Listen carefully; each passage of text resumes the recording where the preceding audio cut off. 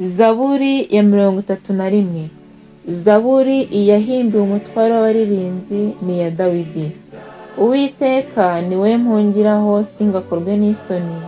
Unkize kubwo gukiranuka kwawe. Untegere ugutwi utebuke unkize. Umbere igitare gikomeye, inzu y'igihome yo kunkiza.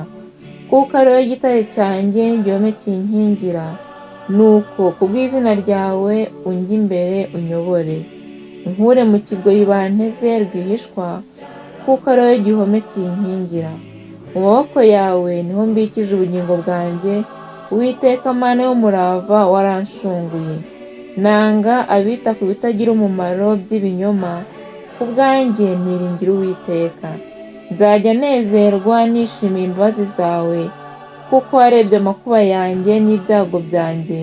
Wamenye imibabaro y'umutima wanjye, kandi utankingiraniye gufatwa n'amaboko y'umwanzi. Washyize ibirenge byanjye ahantu hagari. Uwiteka umbabarire kuko mbabaye. Mu maso hanjye haranurwa n'umubabaro, kandi n'ubugingo bwanjye n'umubiri binaniwe nawo. Kuko iminsi yo kubaho kwanjye nyihoranamo agahinda, n'imyaka yanjye nkayimara nsuhuza umutima. Intege zanjye nzimarwa no gukiranirwa kwanjye, amagufwa yanjye arananutse. Kubw'abanzi banjye bose mpindutse igitutsi, ni koko mpindukiye abaturanyi banjye igitutsi gikomeye. N'abamenyi banjye mbahindukiye igiteye ubwoba. Abandebye mu nzira barampunga.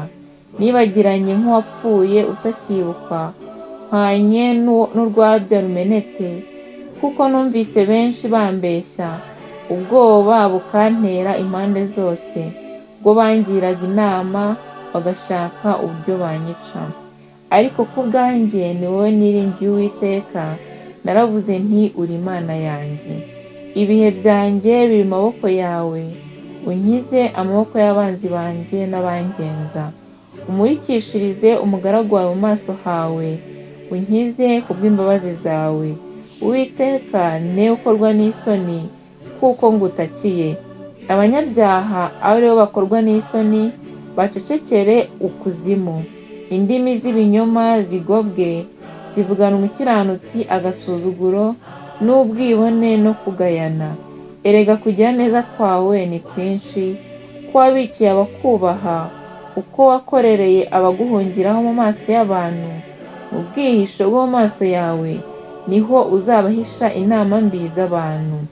Uzabahisha mu ihema gutongana kw'indimi. Uwiteka ahimbazwe, kuko yanyerekeye imbabazi ze zigatangaza, mu mudugudu ufite igihome gikomeye. Ku bwanjye navuganye ubwira nti, niciriwe mu maso yawe, ariko ngutakiye wumva ijwi ryo kwinginga kwanjye. Mukunde Uwiteka mwa bakunzi be mwese mwe. Uwiteka arinda abanyamurava, yitura byinshi ukora iby'ubwibone. Mwa bategereza Uwiteka mwese mwe, nimukomere imitima yanyu ihumure. Haleluya.